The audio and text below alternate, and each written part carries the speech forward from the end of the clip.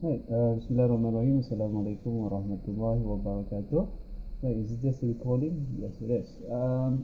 Right, so we're back with our first chapter, which is on the concept of language. So again, this video is for my students who are learning English, teaching English to young learners, the course on teaching English to young learners. We're still in the first chapter, but don't worry, this will be our last class, I guess, on the first chapter. Right. So we're still on the concept of language. So in our previous lessons, we have discussed on the 4 cueing systems.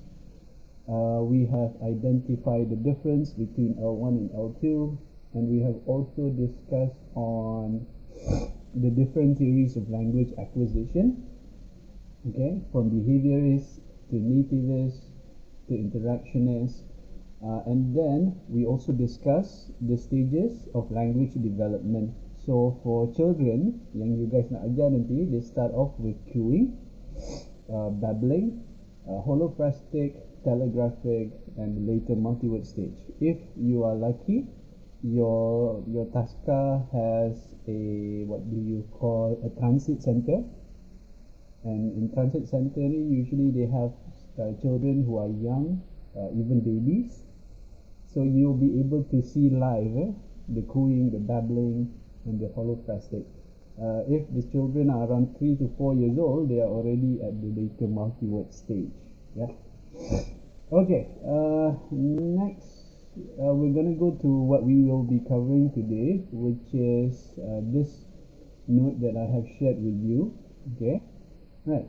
So we have discussed last week the development, right? The development. How do they develop their language? Macam mana dia develop language tu?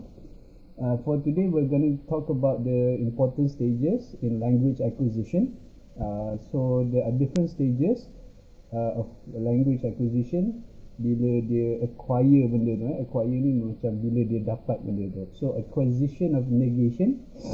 Negation ni they usually get at around 2 years old. So at around 2 years old, they are able to create negative statement. So what it means by this is that negative statement ni is denying. They are saying no. They are rejecting. They are disagreeing, and they are refusing something. Let's say for example, they did something. Dia katalah tertumpah susu ke apa ke, and then you tanya dia, did you do this? And then they will deny. Maybe they will deny.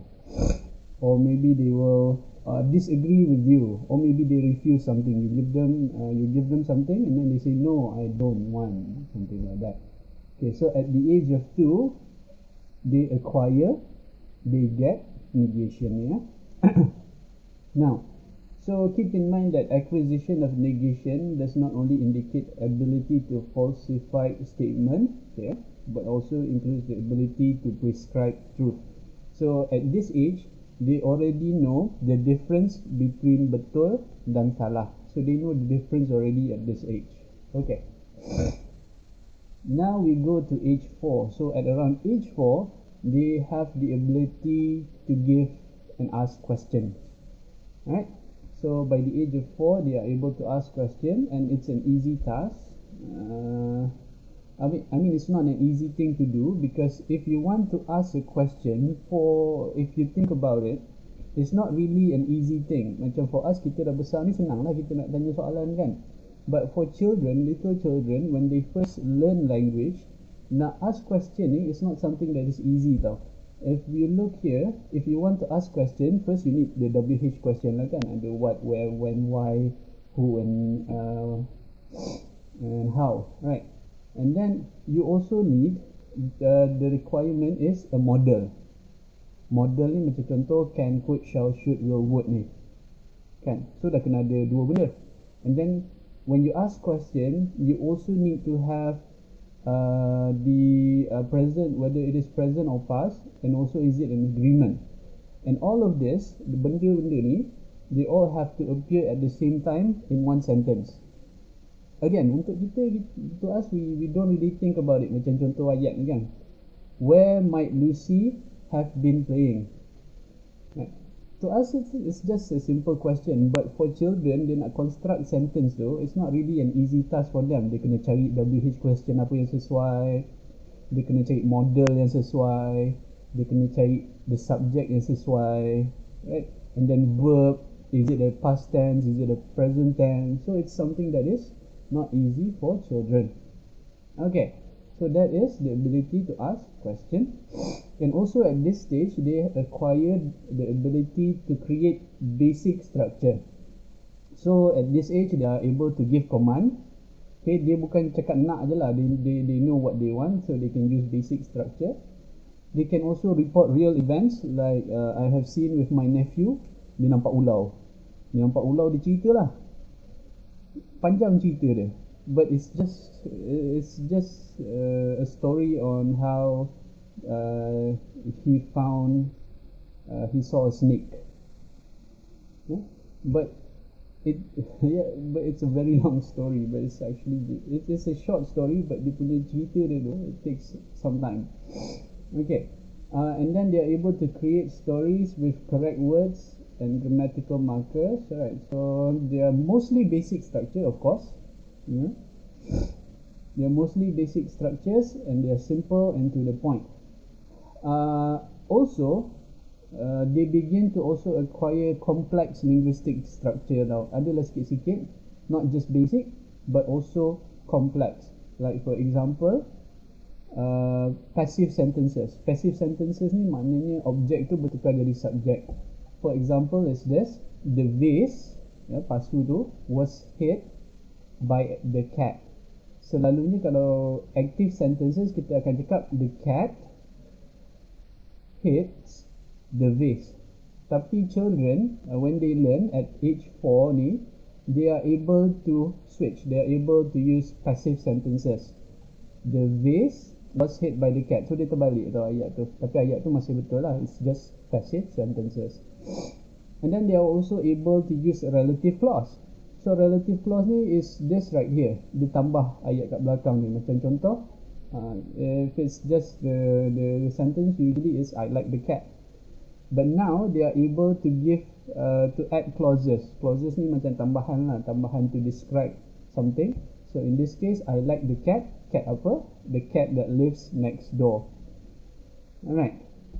So furthermore, they begin to develop ability to use the language in a widening social environment. So they know how to make friends, they know how to talk about their favorite toys and also food.